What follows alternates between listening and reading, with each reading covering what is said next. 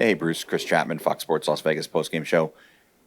The final scrum there at the end in front of the net, it seemed like a complete team effort to keep that puck out of the net. So what does that say about the testament of this team and their desire to win games like this? Well, I mean, we find ways to win. I mean, we're a good team. We've won, 48 games. So they're not all Picasso, so to speak. But when it's crunch time, I think our guys understand the value of getting the 2 points in the win. So that was a situation where we needed it, because there were times we weren't that clean tonight and it led to some trouble. But when the game's on the line, I believe our guys want to get it done, are willing to get it done, and do get it done in many different ways. And one of them is sacrificing to keep the puck out of the net.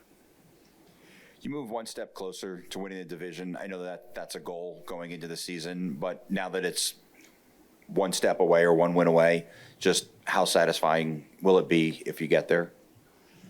Well, it's been a lot of work. We're game 79 tonight. One more regulation win. So, I mean, it's an accomplishment to be able to do it. It's not easy to do it. Some teams in our division haven't done it in years. So it's not automatic when you go into the year, but we put a lot of work into it. So I'd say it's very satisfying. And then the other part is it eases your travel burden and you get to play at home, right? So there's that benefit. Where's Bon Jovi? Is he in here? No? I wanted to say hello to him. You did not. Bummer. Hey, Bruce, Danny Webster, Las Vegas Review Journal. You mentioned ways to win. This illness going around impacted some guys on the trip, impacted some guys today. Even before the game, I'm guessing Haig was still battling it today. Is that just a good sign of testing adversity and overcoming it this late in the season? Yeah, you don't want this to go through your team now, right? You want to sort of get healthier, but so, we'll probably keep the guys away from the rink tomorrow, which is good news for you guys. It's supposed to be nice out. You can get some golf in or whatever you want, but and that's the balance this time of year, because we probably could use some practice in certain areas.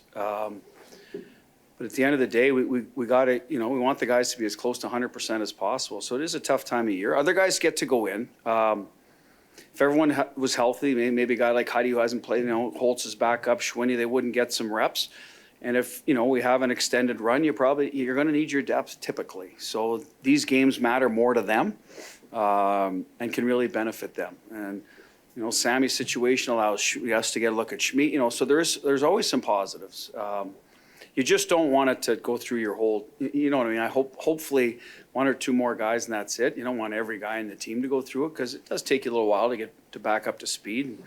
And, playoffs are right around the corner. So we'll take the positive of getting other guys in and feeling good about themselves, helping the team win, but let's, hopefully get it behind us as quickly as possible here. Jesse.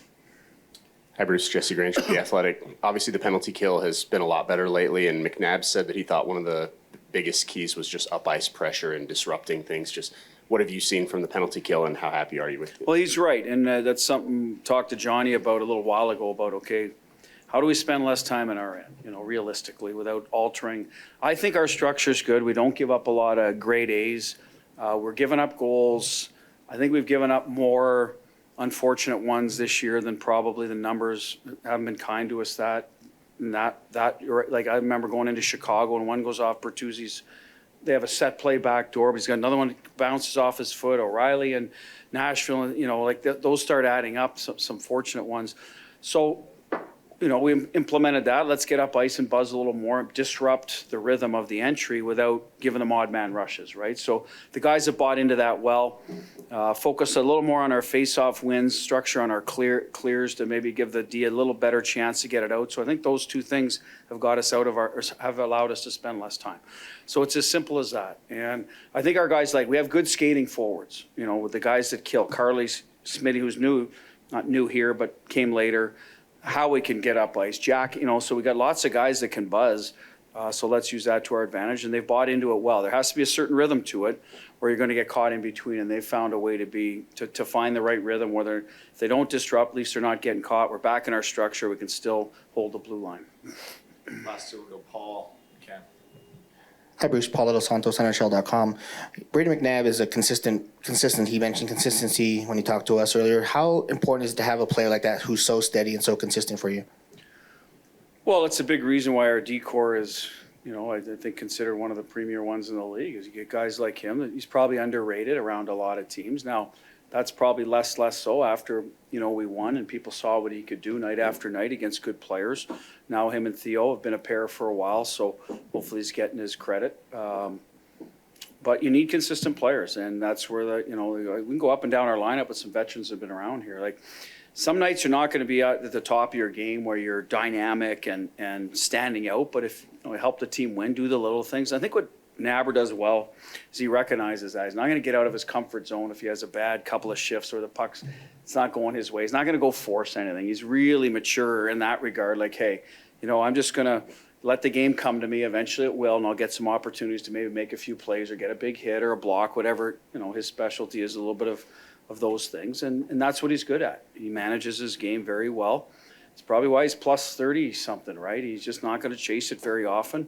And that's the mark of a good pro. And he's got a really high hockey IQ. And you might not think that with a defensive type of defenseman, but really, really smart guy in situational hockey, and it shows on the ice.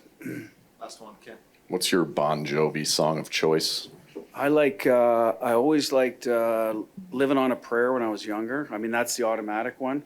What's that slow, these 5 words I say to you? What's that one? What's the name of that song? I want to be the air you breathe. What's it called? Come on, help me out. I'll be there for you. Is that the name of it? That's my my slow dance one. If I get, I'll take Living on a Prayer if I want to rock a little, and take I'll be there for you. I like that. It's catchy.